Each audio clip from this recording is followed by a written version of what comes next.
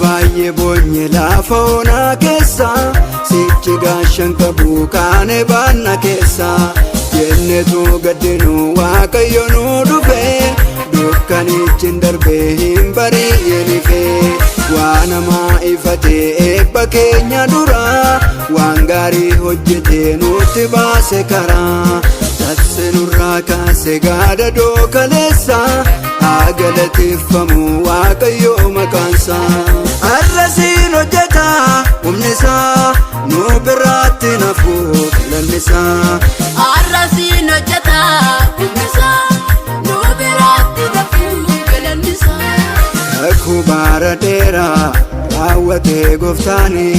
gurraan kan nageenye argine ijaani kunoo jenne waan baay'ee lakkoofne harkasaa gubbaarraa eebba marranne rakkina kaleessa nu irraanfachiise fooniif hafuuraani gooftaan nu eebbise akka namaa miti sooba hin dubbatu waan jedhe raawwata isaaf haa galatu.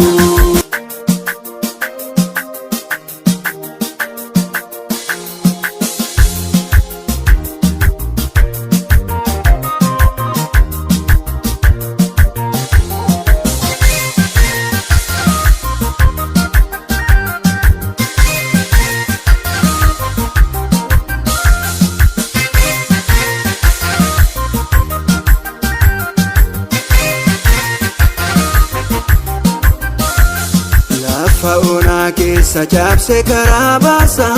hundumaa danda'a jaabaadhaa humnisa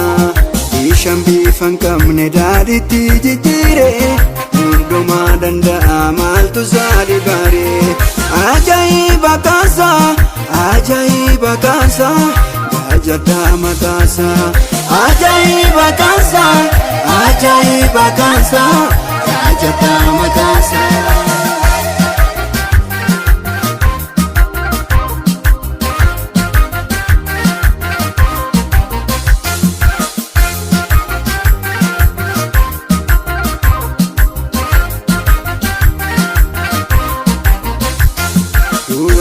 Furbule ala zarin kaase jaamai jabane naaf adeemsise gogo qajeelcheetu maratu fayyise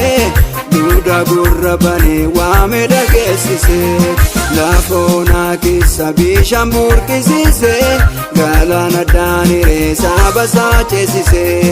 abidda abboome taasise bishaani ijoollee sabaase dinqi guddaadhaani ajaa'iba kaasa gaajadhaa maqaasa ajaa'iba kaasa gaajadhaa maqaasa.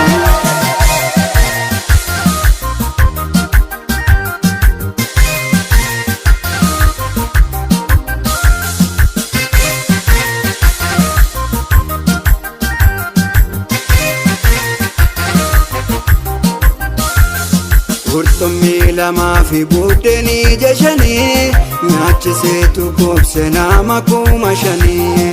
irraa faa godhee gundoo 12 kan namni hin dandeenye isaaf danda'ama bara beela keessa Eeliyaasin soore haadha hiyyeessa sana mucaa ishee gargaare du'aaf kan qophaa'e lubbuutti deebise dadhaboota waame aara galfachiise arrasiin hojjeta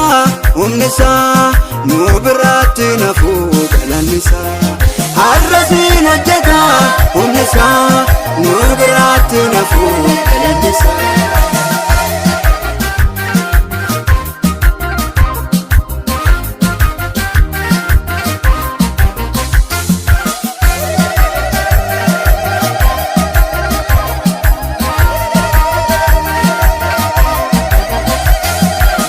Baay'ee boonye lafa onaa keessa